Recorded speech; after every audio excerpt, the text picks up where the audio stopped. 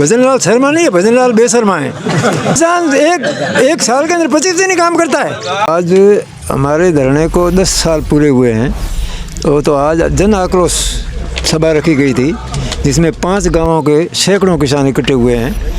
और हमारी ये ट्रीस है कि 10 साल में दोनों सरकारों को हमने देखा है, दोनों सरकारों ने इन किसानों की सुध नहीं ली।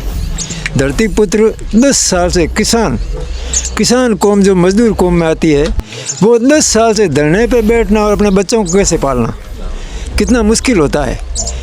तो ये हमारी किसानों के लिए आज के लिए काला दिन है। ये काली पट्टी बांध के विरोध किया है और बार बार हम काली पट्टी से काम नहीं चलाएंगे। अगर सरकार टाइम रहते, अब सुध नहीं 10 साल जब क्या घड़ा भर चुका है। अब अगर सरकार आगे अगर हमारी सुध नहीं ली तो कोई अप्रिय घटना हुई तो इसकी तमाम जिम्मेवारी राजस्थान सरकार की होगी।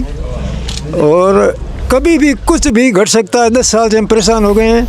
अगर आपके पास में देने को कुछ नहीं है तो ना तो दो कि भाई आप कुछ नहीं तो हमें खड़ा तो उठाओ तो सही।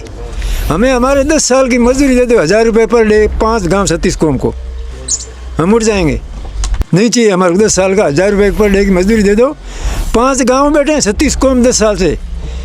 ये पोपा भाई का राज नहीं, ये भारत में क्या बात है, ये कोई तरीका है? पूछने वाला नहीं है कोई।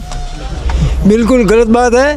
अब किसान तंग आ चुका है। सरकार कान खोल के सुन ले, राजनेता कान खोल के सुन ले।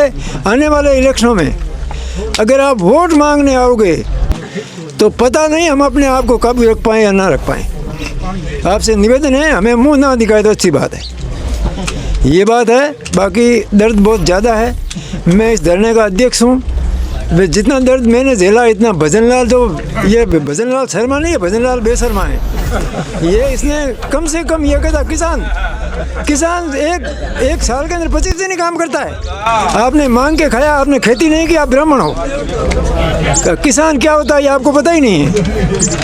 बिल्कुल, इसलिए आपसे निवेदन है किसानों की बात को सुनो, अच्छा रहेगा। धन्यवाद। किसान एकता जिंदाबाद।